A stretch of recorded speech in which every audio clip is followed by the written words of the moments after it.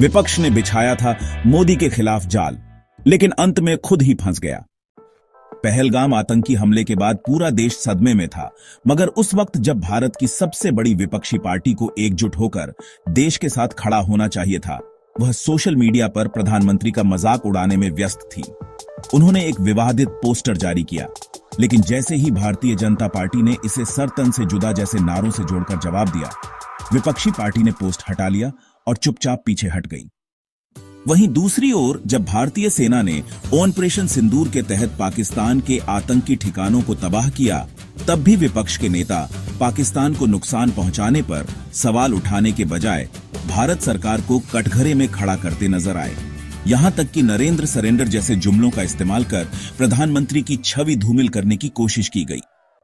साथ ही विपक्ष संसद का विशेष सत्र बुलाने की मांग को लेकर भी सरकार पर दबाव बना रहा है। इसके लिए 16 विपक्षी दलों ने हस्ताक्षर करके एक साझा पत्र भी भेजा।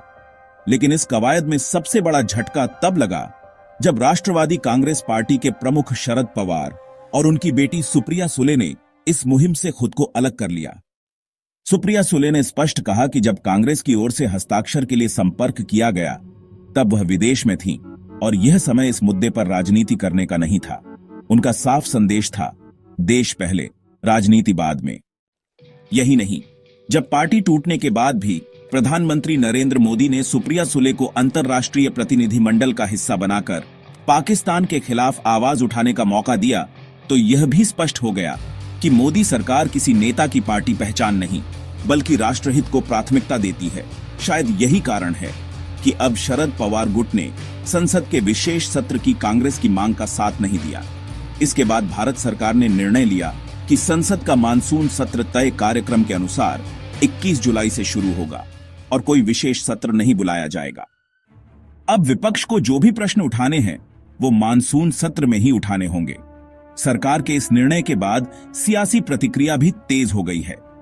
एक ओर विपक्ष सरकार को जिम्मेदार ठहरा रहा है, वहीं दूसरी ओर सत्ता पक्ष विपक्ष के दोहरे रवैये पर प्रश्न उठा रहा है।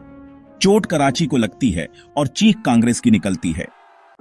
यह भी आरोप लगाए जा रहे हैं कि जब पाकिस्तान को बेनकाब करने के लिए भारत का प्रतिनिधिमंडल विदेशों में सक्रिय है, उसी वक्त विपक्ष देश में सवाल उठाकर पाकिस्तान के नैरेटिव को मजबूती देने का काम कर रहा है।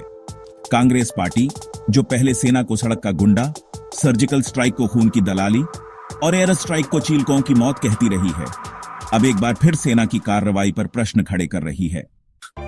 इस पूरे घटनाक्रम से एक बात साफ हो जाती है, विपक्ष जब भी प्रधानमंत्री मोदी को घेरने की कोशिश करता है, खुद ही उलझ जाता है और अंततः देश वही देखता है जो मोदी चाहते हैं।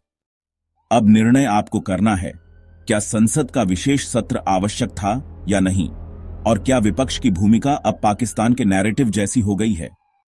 अपनी राय नीचे कमेंट में जरूर बताएं। वीडियो को लाइक, सब्सक्राइब और अपने दोस्तों तक जरूर शेयर करें।